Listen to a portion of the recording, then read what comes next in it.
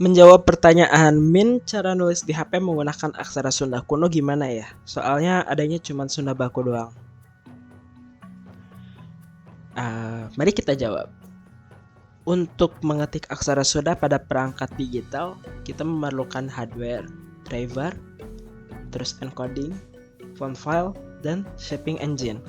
Nah, encoding itu bagaimana caranya apa yang kita ketik disimpan dalam bentuk kode yang nantinya akan dibangkitkan dalam bentuk font file gitu ya. Jadi membutuhkan rupa untuk bisa kita lihat. Nah, encoding untuk aksara Sunda itu ada dua jenis yang umum dipakai. Yang pertama itu biasanya menggunakan sistem slot aksara Latin, terus bentuknya aksara Sunda. Yang kedua itu adalah Unicode gitu. Jadi ketika dibuka dimanapun walaupun fontnya berubah akan tetap berbentuk aksara Sunda kecuali device-nya tidak support.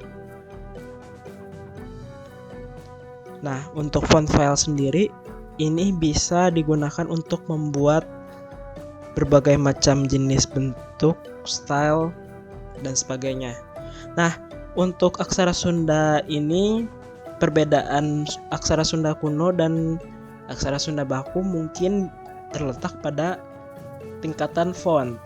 Jadi bukan di encoding karena tidak ada slot terpisah untuk range aksara Sunda kuno dan yang baku gitu ya.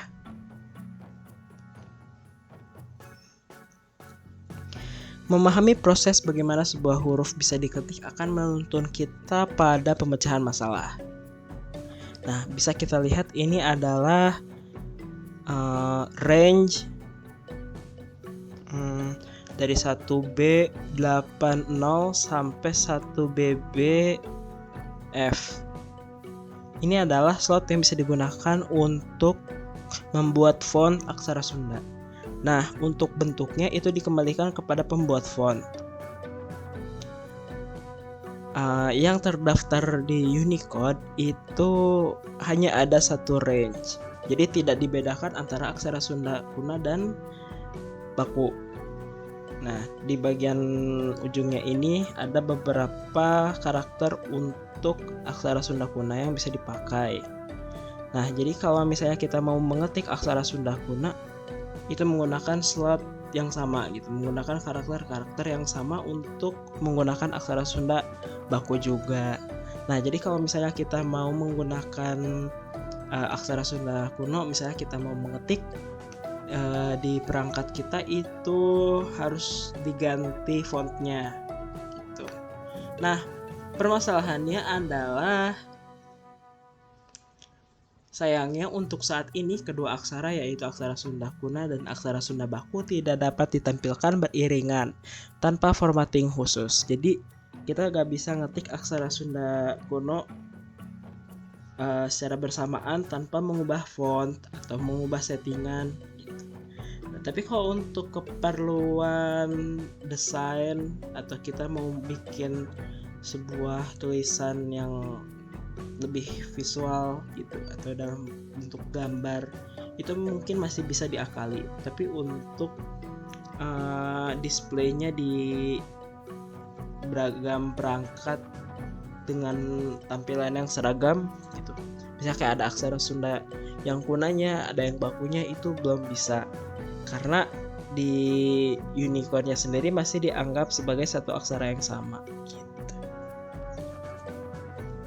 Nah, problem ini juga sebenarnya ada di aksara-aksara yang lain. Contohnya ini adalah aksara Han. Kita sebut aksara Han saja ya.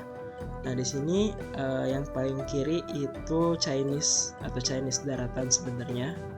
Republik Rakyat Tiongkok gitu. Itu punya standar yang seperti ini. Misalnya kayak bagian ini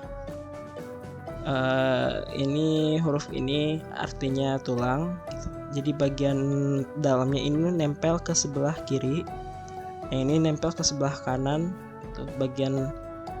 Bagian ininya, bawahnya ini adalah radikal, sebenarnya radikal daging. Nah, tapi di sini lebih dibentuk sama seperti radikal bulan, kayak gitu. Nah, ini akan menjadi masalah karena di negara-negara tersebut aksaranya diajarkan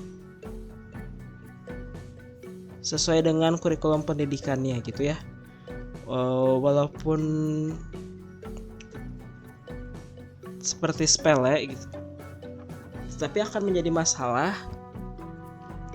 bagi pembacanya gitu, akan kebingungan ini huruf yang mana gitu, karena beberapa bentuk juga ada yang malah perbedaannya lumayan drastis. Ini kayak huruf yang paling bawah ini, dia perbedaannya lumayan jauh. Dan semua karakter yang ditampilkan di sini memiliki slot yang sama gitu. Jadi perlu disikapi oleh para pembuat font untuk membuat font hanya untuk salah satu bahasa saja gitu. Jadi kita nggak bisa bikin font yang bisa memuat keseluruhannya gitu. Jadi sudah pasti harus fontnya itu berpihak kepada salah satu, dan itu perlu dikondisikan. Nah, bisa juga ada font yang bisa memuat semuanya, tapi harus menggunakan language tags. Jadi language tags ini fungsinya adalah untuk membedakan bentuk karakter dalam satu font yang sama berdasarkan konteks bahasa. Nah, tapi untuk ini aplikasi yang dipakai untuk kita mengetik juga harus mendukung fitur language tags gitu. Kalau tidak mendukung, ya bisa saja yang ditampilkan karakternya tidak sesuai gitu. Mungkin aksara Sunda juga bisa disikapi dengan cara yang sama. Kalau misalnya suatu saat ada yang mau membuat pengembangan satu font yang mendukung kedua aksara, misalnya aksara Sunda kuno dan baku gitu. Sejauh ini seperti itu.